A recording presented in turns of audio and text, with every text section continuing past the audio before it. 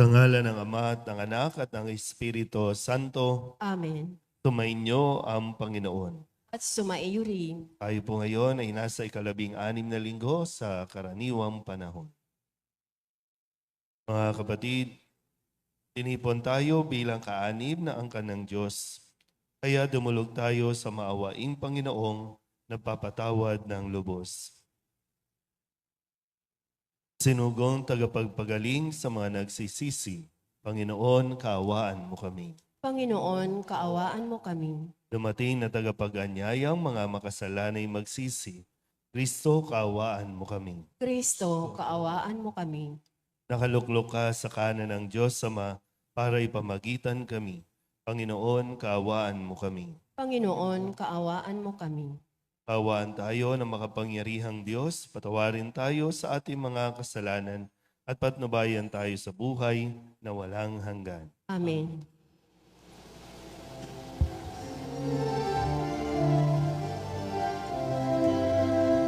Luwalhati sa Diyos sa kaitaasan, kaloob sa lupa ay kapayapaan.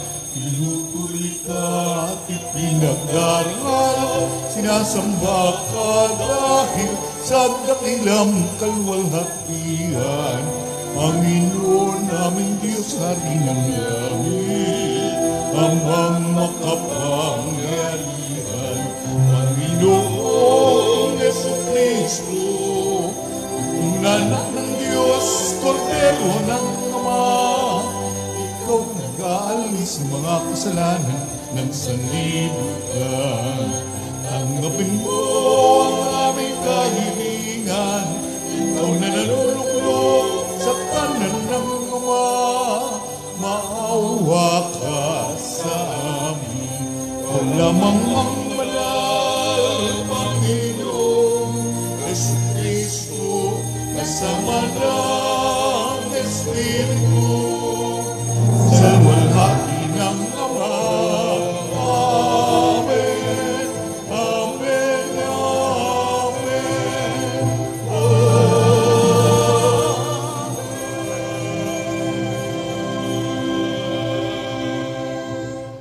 Manalangin tayo. Ama naming makapangyarihan, kalugdan mo kami at pagbigyan na magkamit ng kaloob mong karagdagan upang sa maalab naming pananalig, pag-asa at pag-ibig, kami mamalaging tumatalima sa inyong kautusan sa pamamagitan ni Jesucristo kasama ng Espiritu Santo magpasawalang hanggan. Amen. Maupo po ang lahat.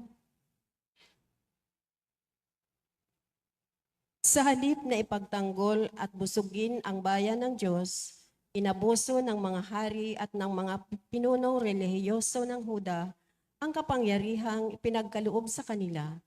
Inilagay nila sa panganib ang mga tao. Nakialam ang Diyos at nangako ng kaligtasan para sa kanyang bayan. Pagbasa mula sa aklat ni Propeta Jeremias. Parurusahan ng Panginoon ang mga namumunong walang malasakit sa kanilang mga nasasakupan at pinababayaang ang mga ito'y mangalat at mamatay. Ito ang sabi ng Panginoon, ang Diyos ng Israel, tungkol sa mga tagapanguna ng kanyang bayan. Pinapangalat ninyo at pinabayaan ang aking kawan. Hindi ninyo sila binantayan, kaya't kayo'y parurusahan ko dahil sa inyong ginagawang ito. Ako na ang magtitipon sa nalabi sa aking mga tupa mula sa lahat ng lupaing pinagtapunan ko sa kanila. Babalik ko sila sa kanilang tinubuang lupa at sila'y muling darami. Hihirang ako ng mga pastol na magmamalasakit at mga ngalaga sa kanila. Hindi na sila muli pang daranas ng takot at agam-agam, at wala nang maliligaw kahit isa. Akong Panginoon ang may sabi nito. Nalalapit na ang araw, sabi ng Panginoon. Pasisimulin ko mula sa lahi ni David ang isang sangang matuwid. Isang hari na buong karunungang maghahari. Paiiralin niya sa buong lupain ang batas at katarungan. Magiging matiwasay ang Huda sa panahon ng kanyang pamamahala at ang Israel ay mapayapang mamumuhay. Ito ang pangalang itatawag sa kanya. Ang Panginoon ay matuwid. Ang salita ng Diyos. Salamat sa Diyos. Salmong tugunan, ating pong aawitin. Pastol ko'y Panginoong Diyos, hindi ako magdaraho.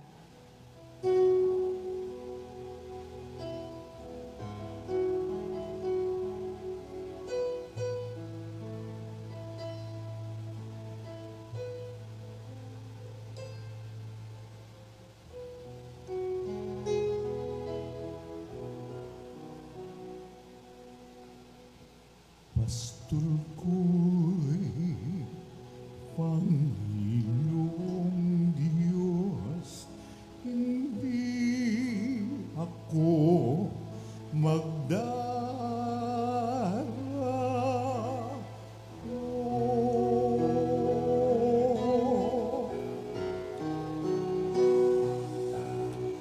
Pastol ko'y Panginoong Diyos, hindi ako magdaraho.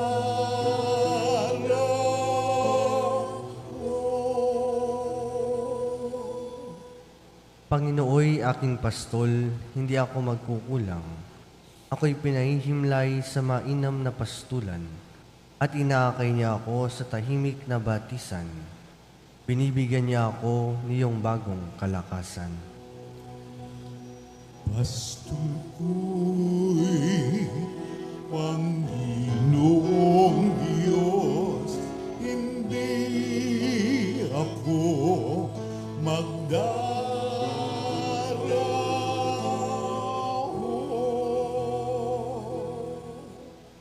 At sangayon sa pangako na kanyang binitiwan, sa matuwid na landasi doon ako inaakay.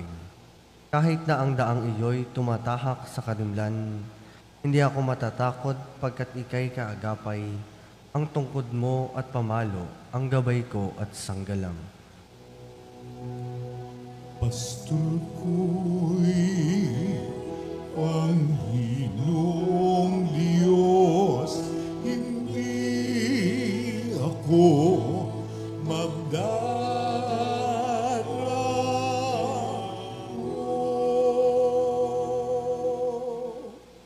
Sa harapan ng lingkod mo, ikaw ay may handang dulang.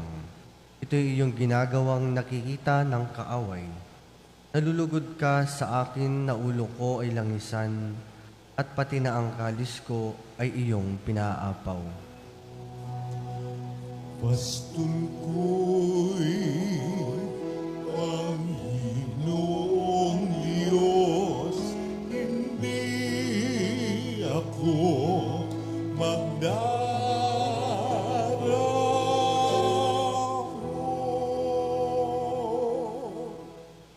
Tunay na ang pag-ibig mo at iyong kabutihan, nasa akit tataglayin habang ako'y nabubuhay. Doon ako sa templo mo, lalagi at mananahan. Pastol ko'y Panginoong Diyos, hindi ako magdaraho.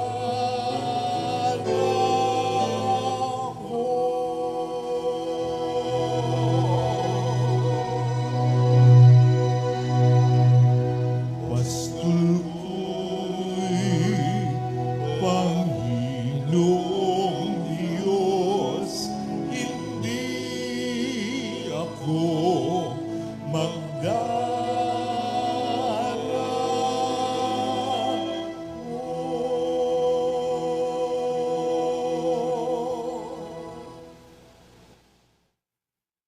Itinuturo ni Pablo si Jesus bilang ating tagapamagitan sa Ama at sa isa't isa. Siya ang nagbuwag sa lahat ng balakid na naghihiwalay at naglalayo sa atin sa isa't isa.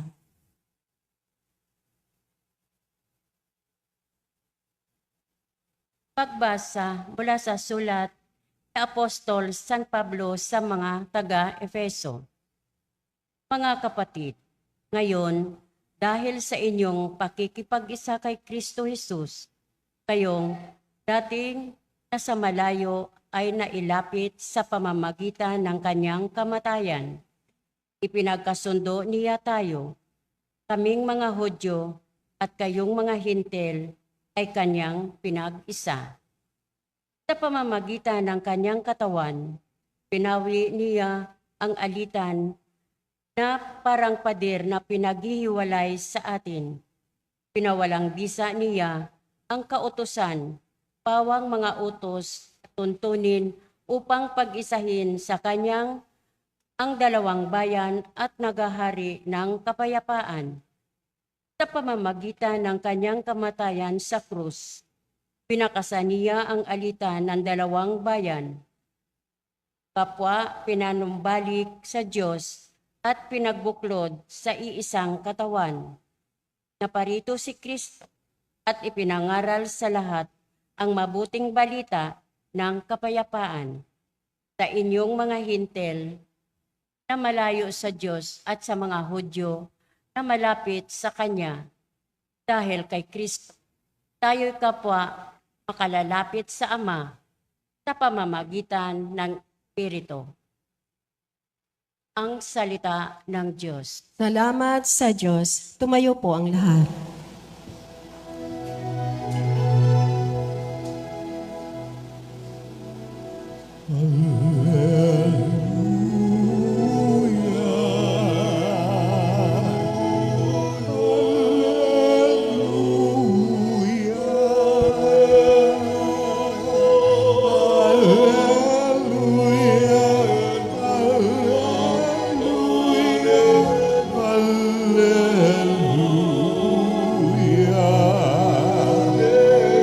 Ang tinig ko'y pakikinggan ng kabilang sa aking kawan. Ako'y kanilang susundan. Alleluia,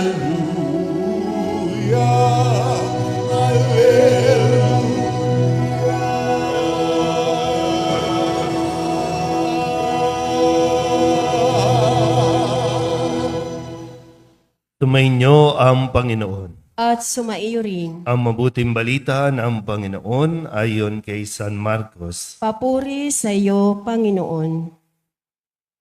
Noong panahong iyon, bumalik kay Jesus ang mga apostol at iniulat ang lahat ng kanilang naisagawa at naituro. Napakaraming taong dumarating at umaalis. Ano pat hindi na makuhang kumain ni Jesus at ng kanyang mga alagad. Kaya't sinabi niya sa mga ito, magtungo kayo sa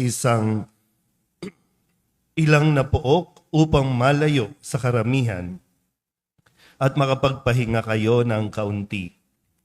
Umalis silang lulan ng bangka at nagpunta nga sa isang ilang na dako. Ngunit maraming nakakita sa kanilang pag-alis at nakilala sila. Kaya't mula sa lahat ng bayan, ang mga tao'y patakbong tumungo sa dakong pupuntahan ni na Jesus at nauna pang dumating doon kaysa kanila. Paglunsad ni Jesus, nakita niya ang napakaraming tao. Nahabag siya sa kanila, sapagkat para silang mga tupang walang pastol, at sila'y tinuruan niya ng maraming bagay. Ang mabuting balita ng Panginoon. Pinupuri ka namin, Panginoong Hesukristo. Upo po ang lahat. Isang magandang umaga po sa inyong lahat. Tayo po ngayon ay nasa 16 na linggo sa karaniwang panahon. At balikan lang po natin ng kaunti ang narinig natin na ebanghelyo noong nakalipas na linggo kung saan ay pinagkalooban ni Jesus ang 12 alagad at ng kapangyarihang magpalayas ng demonyo o masasamang espiritu, at sila ay isinugong dala-dalawa at pinagbilinan na wag nang magdadala ng kung anuman maliban sa tungkod at sandalyas. At ipinagbilin din ni Jesus na sa bawat tahanan na kanilang pupuntahan ay iwan nila o ang kanila pong ipagkakaloob ay kapayapaan. Sabi din po, kung maibigin sa kapayapaan ang mga nakatira doon sa bayan na yon, sa kanila ang kapayapaan. Pero kung hindi, ipagpag ninyo ang inyong sandalyas upang pati yung alikabok sa inyong mga paa ay maiwan doon sa lugar na yon. Yun yung bilin ni Jesus bago niya sinugo itong mga alagad. At ngayong linggong ito, masayang nagbabalik ang mga alagad at masayang nagre-report kay Jesus base doon sa kanila pong mga naranasan. Totoo nga, kumbaga hindi sila pinabayaan at talagang naranasan nila yung mga kagilagilalas. Na hindi nila ma-imagine siguro noon na magagawa nila, pero dahil sinunod nila ang bilin ni Jesus, kung kaya ito ngayon, masaya silang nagre-report, iniuulat ang lahat ng kanilang naisagawa at naituro sa mga taong. Kaya maganda rin po na mapaalalahanan tayo. Kamusta po ang inyong linggo? Ano nangyari sa inyo? Kahit ito lang, linggong ito, balikan lang natin, itong sakop natin. Isang linggo, kamusta po? Mabuti? Gaano kabuti? Kasi pwedeng, di ba, ngayong linggong ito, wala kang ginawang masama. Pero mayroon ka bang ginawang mabuti? O sa buong linggong ito, tumunganga ka lang. Sa buong linggong ito, wala lang. Isip ka lang ng isip. Tandaan mo, mayroon kang misyon. Kaya nga sa tuwing matatapos ang misa, hinahayo tayo. Pinapaalalahanan tayo na may misyon tayong dapat gawin.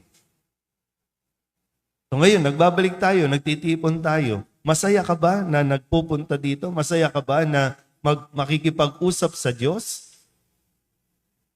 O pagpunta dito, reklamo ang ating pong isasambulat, ang ating sasabihin. Ganun na naman. Lord, wala na naman kaming pera sa linggong ito. Lord, may nakaaway na naman ako ngayong linggong ito. Sinabi ba sa atin nung nakalipan, humayo kayo at mamoblema kayo. Humayo kayo at makipagchismisan kayo. So, kamusta ang linggo natin ito?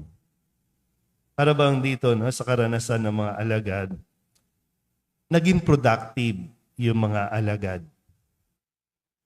At kaya sila, naging matagumpay ay dahil sinunod nila kung ano ang bilin ni Jesus.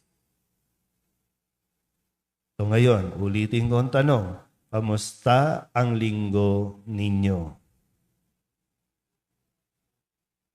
Kamusta yung isang linggo ninyong paglalaba, pamamalansya, pagluluto?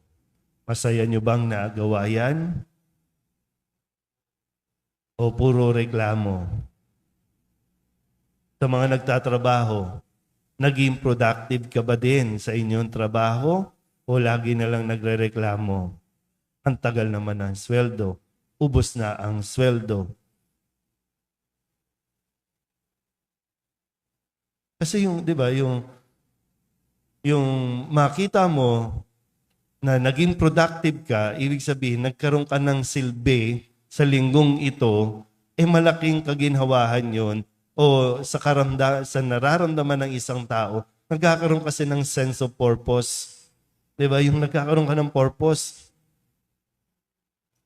Kaya yung bagay, di ba? Yung alam mong nakakapag-provide ka, alam mong may naibibigay ka, di ba kaligayahan ng tao yun, na malaman mong mayroong kang naibigay. ba't ganyan ang mga mukha? Nung nakalipas sa linggo, ganyan na rin. Lugto na. Ngayon, lugto pa rin ang mukha. Bagsak pa rin ang mukha. Kailan ba aangat yan? Kahit may sakit ka, no? Kahit kung anumang, nandyan na yan eh. No? Yung high blood mo, andyan na yan. Yung ano pa bang mga sakit nyo?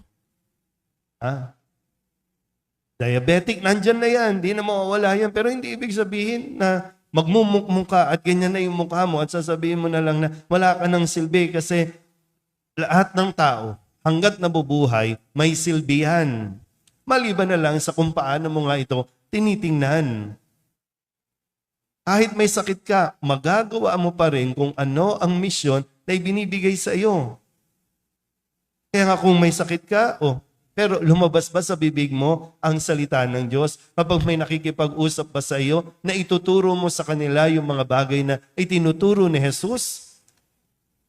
O nando may sakit ako, kawawa naman ako.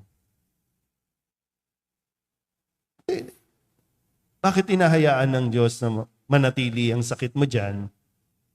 Pwede naman yung, di ba, may himala. Pwedeng mawala yan. Pag check up nyo bukas, wala ka ng sakit. Pero pinapayagan ng Diyos na manatili ang sakit na yan sa iyo. Hindi para parusahan, kundi sa pamamagitan ng sitwasyon mo, maipagpatuloy mo pa rin at magampanan mo kung ano ang ipinagagawa sa atin ng Diyos. Yung maiparamdam mo lang, di ba, na mayroong kapayapaan, may paramdam mo na mayroong kang kapanatagan kahit ito ang sitwasyon mo. Pagtugon na yon sa panawagan ng Diyos na humayo kayo, ibigay ninyo ang kapayapaan sa mga tao. Ngayon, ulitin ko, kamusta ang linggo ninyo? Gaano po kayo naging productive? Pag sinabing productive, gaano ka nagkaroon ng silbi? Sa bahay ninyo, sa lipunan, sa paligid. Hindi tayo tinitipon lang ng Diyos para, no? Kung tutuusin nga po, ito ay pagtitipon ng mga isinugo. Ito ay pagtitipon din ng mga taong may ipinagawa ang Diyos.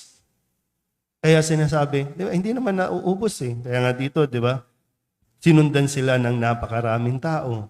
Marami na silang nagawa. Marami nang natulungan, pero hindi pa tapos. Pero ang sinasabi, sige, pumunta muna kayo sa ilang na po, pahinga lang kayo ng kaunti. Pahinga lang. Ito, pahinga ito. 1 oras lang ito. Mamaya, balik na naman kayo.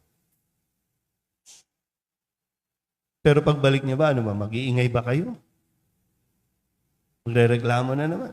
Pinagpapahinga lang kayo para ma-recharge kasi maraming gagawin, napakarami pa. Hindi nga natin hindi ito nare-realize ng napakaraming tao. Gaya ng sinasabi ko, ilang libon tao, Katoliko ang naririto sa parokyang ito. Pero ilan lang tayo dito. Yung iba nasa online. Kasi hindi nakikita na sinasabi ng Diyos, magpahinga muna kayo ng kaunti. Tapos tuloy. Tuloy ang gawain, tuloy ang laban, tuloy ang misyon. So hindi tayo pinagkakaitan ng Diyos na makapagpahinga ng kaunti. Para nasa ganun, nalalaman din natin po kung nasa direksyon pa ba tayo? Nasa tamang direksyon pa ba tayo sa ating ginagawa? Kayong mga mag-asawa, okay pa ba kayo? Kayong pamilya, okay pa ba kayo? Yung mga lingkod ng barangay, okay pa ba kayo? Yung mga lingkod ng bayan, okay pa ba kayo?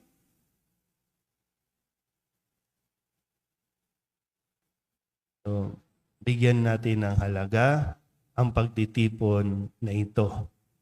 Ito yung ilang na pook na sinasabi ng Diyos na magpahingan muna kayo ng kaunti. Pakinggan natin lagi sa Jesus para nang sa ganon magkaroon ulit tayo ng panibagong pananaw, panibagong pag-iisip at pagtingin sa atin pong mga buhay at misyon sa araw-araw. Amen? Magsitayo ang lahat, ipahayag natin ang ating pananampalataya. Sumasampalataya ako Sa Diyos amang makapangyarihan sa lahat, na may gawa ng langit at lupa, sumasampalataya ako kay Hesukristo, iisang anak ng Diyos, Panginoon nating lahat. Nagkatawang tao siya lalang ng Espiritu Santo, ipinanganak ni Santa Maria Berhen, pinagpakasakit ni Poncio Pilato, ipinako sa krus, namatay, inilibing, nanaog sa kinaroroonan ng mga yumao. Nang may ikatlong araw na buhay na maguli, umakyat sa langit, naluluklok sa kanan ng Diyos amang makapangyarihan sa lahat. Doon magmumulang paririto at huhukom sa nangabubuhay at nangamatay na tao. Sumasampalataya naman ako sa Diyos Espiritu Santo, sa banal na simbahang katolika, sa kasamahan ng mga banal, sa kapatawaran ng mga kasalanan, sa pagkabuhay na mangmuli ng nangamatay na tao, at sa buhay na walang hanggan. Amen. sa pamamagitan ng kanyang anak na si Jesus, na malas natin ang awa at malasakit ng Diyos, kaya't buong pagtitiwala nating idalangin sa Kanya. Panginoon, kaawaan mo kami, dinggin. Panginoon, kaawaan mo kami, dinggin. Pagpalain mo nawa at gawing tunay na pastol ng iyong kawan, ang Santo Papa, mga obispo, kaparian, at ang mga pinunong laiko, nang sa gayoy patuloy silang mga laga ng iyong bayang hinirang at mag-alay ng mga sarili tungo sa kaganapan ng iyong kaharian. Manalangin tayo. Panginoon, kaawaan mo kami, dinggin.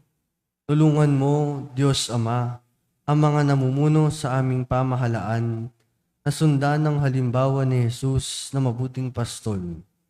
Maawain, mapagkumbaba at tapat sa sinumpaang tungkulin, pangalagaan ang karapatan at dignidad ng kanilang mga pinaglilingkuran.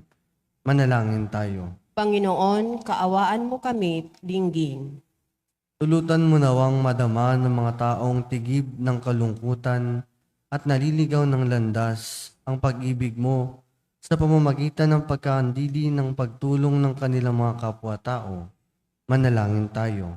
Panginoon, kaawaan mo kami, dinggin.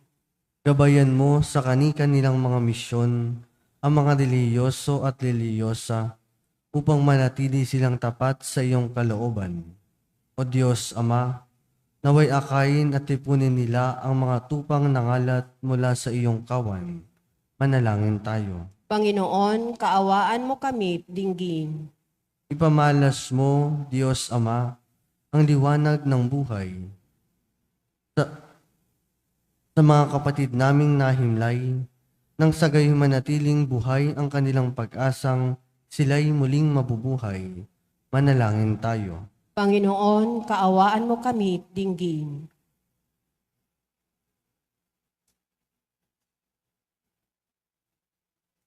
Upang mamayani ang kapayapaan sa Ukraine at sa buong mundo, at ipagadya nawa ang sangkatauhan sa karahasan, kasakiman at pang-aabuso ng kapangyarihan na nagdudulot ng paghihirap at kamatayan sa marami. Manalangin tayo sa Panginoon, upang ang lahat ng mga nagdurusa dahil sa kalupitan ng digmaan, lalo na sa Ukraine, ay dagdian ng makaranas ng kapayapaan at mabuhay ng may kapanatagan at kalayaan. Manalangin tayo. Panginoon, kaawaan mo kami, dinggin. Idulog din natin sa Panginoon ang ating mga personal na kahilingan at mga natatanging kahilingan para sa ating mga pamilya, agarang paggaling ng mga may sakit, mga espesyal na intensyon at ang mga kaluluwa na inihiling na ipagdasal sa misang ito.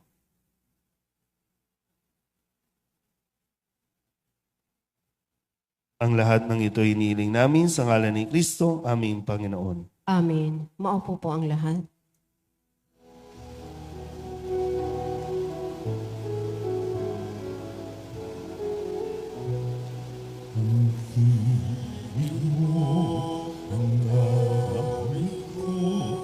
Lahat ng ituya mula sa iyo,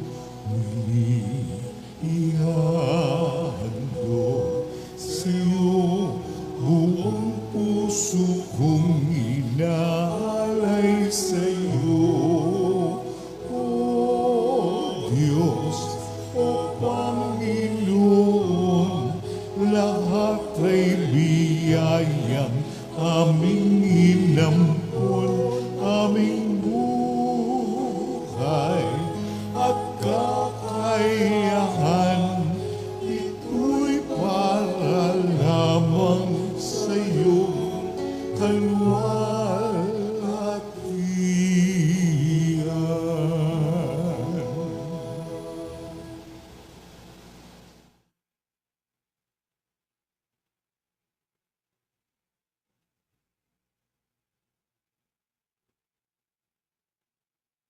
Manalangin kayo mga kapatid upang paghahain natin ay kalugdan ng Diyos Amang makapangyarihan. Tanggapin nawa ng Panginoon itong paghahain sa iyong mga kamay, sa kapurihan niya at karangalan sa ating kapakinabangan at sa buong sambayanan niyang banal. Ama naming lumikha, lahat ng iyong mga paghahaing ipinag-utos noong araw ay iyong pinagtibay sa isang haing hantungan ng tanan. Tanggapin ang ginaganap ngayon ng iyong mga lingkod at basbasan mo ito ng kabanalang gaya ng iyong kaloob sa mga alay ni Abel na lubha mong ikinalugod, upang ang mga handog ng bawat isang nagbigay para sambahin ang banal mong ngalan ay magkamit ng karagdagan mong kasiyahan sa pamamagitan ni Jesucristo kasama ng Espiritu Santo magpasawalang hanggan. Amen. Tumainyo ang Panginoon. At sumaiyo rin. Itaas sa Diyos ang inyong puso at diwa. Tinaas na namin sa Panginoon. Pasalamatan natin ang Panginoong ating Diyos. Marapat na siya ay pasalamatan. Ama naming makapangyarihan, tunay ngang marapat na ikaw ay aming pasalamatan sa pamamagitan ni Jesucristo na aming Panginoon. Lubang nabagbag ang kanyang loob sa pagkakamali ng tao sa sansinukob, kaya't minabuti niyang siya'y ipanganak ng birheng bukod mong pinampala sa babaeng lahat. Sa labi ng imbing kamatayan, kami ay inagaw ng namatay mong anak. Sa pagkabuhay niya, kami kanyang binuhay upang kaugnayan namin sa iyo'y huwag magwakas. Kaya kaysa ng mga anghel na nagsisiawit ng papuri sa iyo, nang walang humpay sa kalangitan, kami nagbubunyi sa iyong kadakilaan.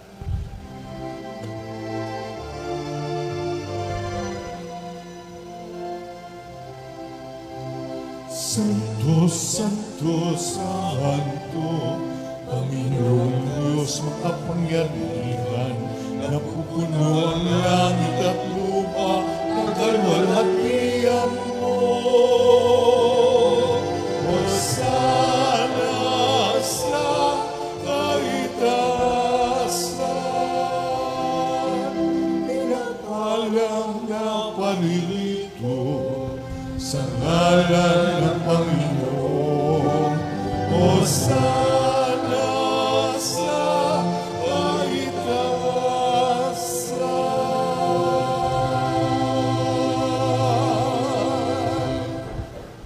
Ama naming banal, ikaw ang bukal ng tanang kabanalan. Kaya't sa pamamagitan ng iyong Espiritu, gawin mong banal ang mga kaloob na ito upang para sa aming maging katawan at dugo ng aming Panginoong Hesu Kristo.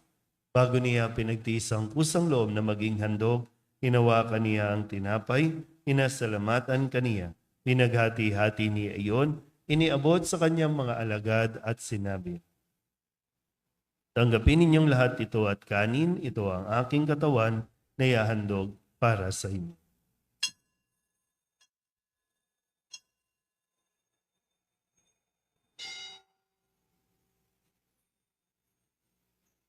Gayun din naman ang matapos ang hapunan, hinawakan niya ang kalis, muli kaniyang pinasalamatan.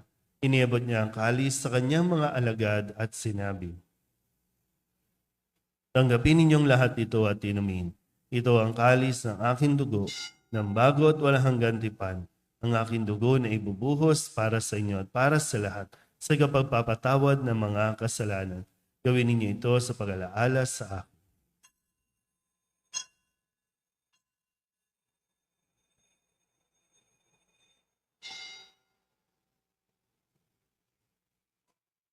Ipagbunyi natin ang misteryo ng pananampalataya. Sa krus mo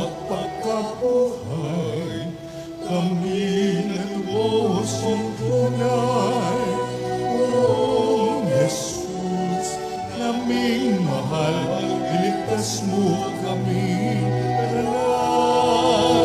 Panginoong Jesus naming mahal ngayon at magpakailanman.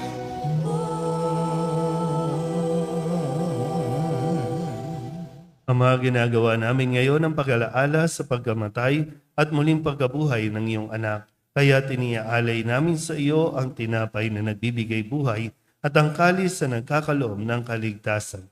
Kami nagpapasalamat dahil kami iyong minarapat na tumayo sa harap mo para maglingkod sa iyo. Isinasamo namin kami magsasalo-salo sa katawan at dugo ni Kristo ay mabuklod sa pagkakaisa sa pamamagitan ng Espiritu Santo. Amalingapin mo ang iyong simbahang laganap sa buong daigdig. Puspusin mo kami sa pag-ibig kaysa ni Francisco na aming Papa at ni Jose na aming Obispo at ng Tanang Kaparian.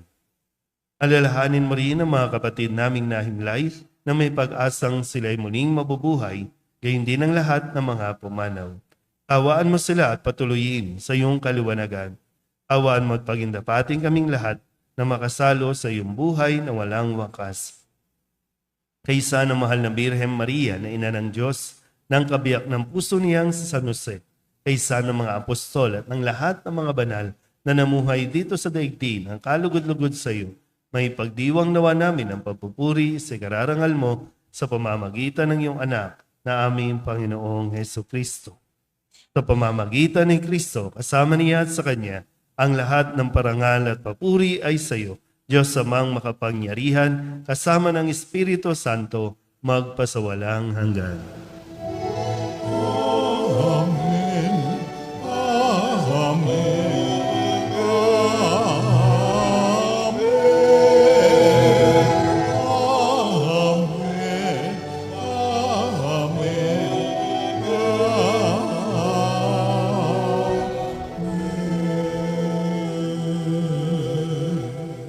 Sa tagubili ng mga nakagagaling na utos at turo ni Jesus sa Panginoon natin na Diyos, ipahayag natin ang lakas loob.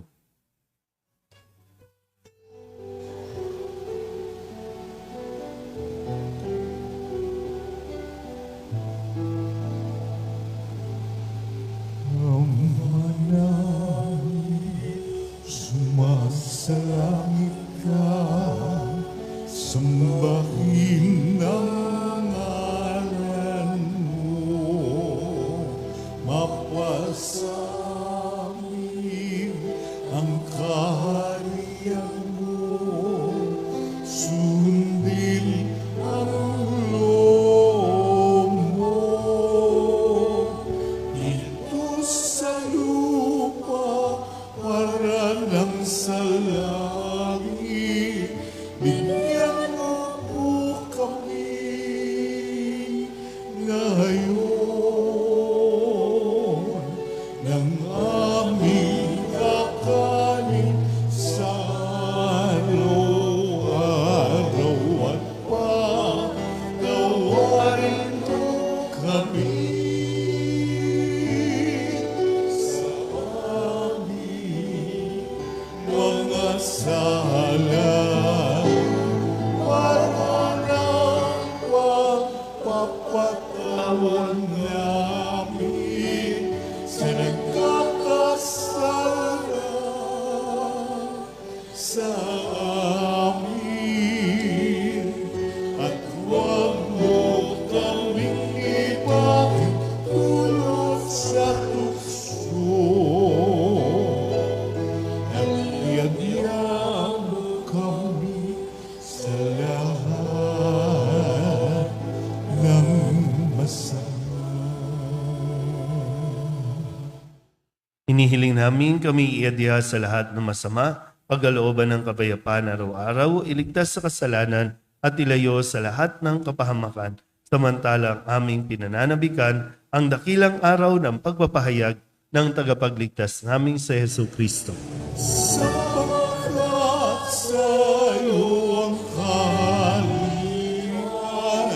kapangyarihan at kapulian, ngayon at magpakailanman.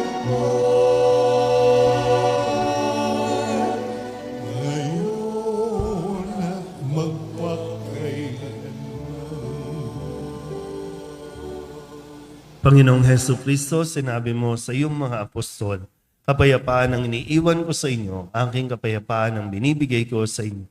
Tunghayan mo ang aming pananampalataya at huwag ang aming mga pagkakasala. Pagkalooban mo kami ng kapayapaan at pagkakaisa ayon sa iyong kalooban kasama ng Espiritu Santo magpasawalang hanggan. Amen. Ang kapayapaan ng Panginoon ay laging sumainyo. At sumaiyo rin. Magbigayin po tayo ng kapayapaan sa isa't isa.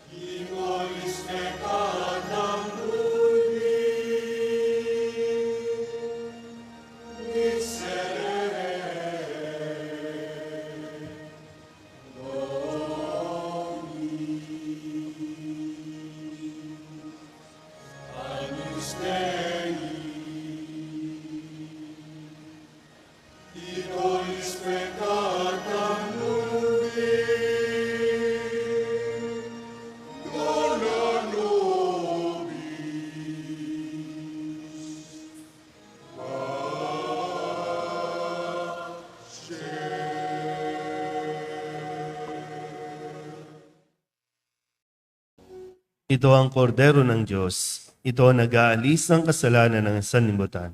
Mapalad ang mga inaanyayahan sa kanyang piging. Panginoon, hindi ako karapat-dapat na magpatuloy sa iyo. Ngunit sa isang salita mo lamang ay gagaling na ako. Katawan ni Kristo. Amen.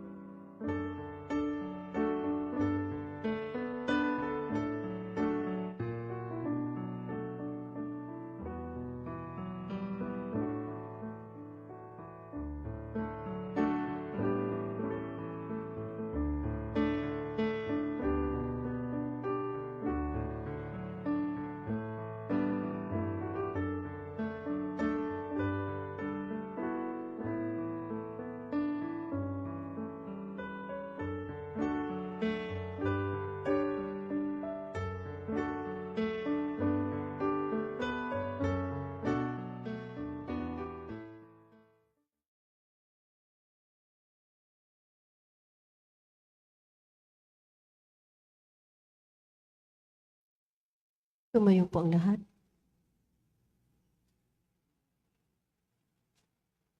Manalangin tayo.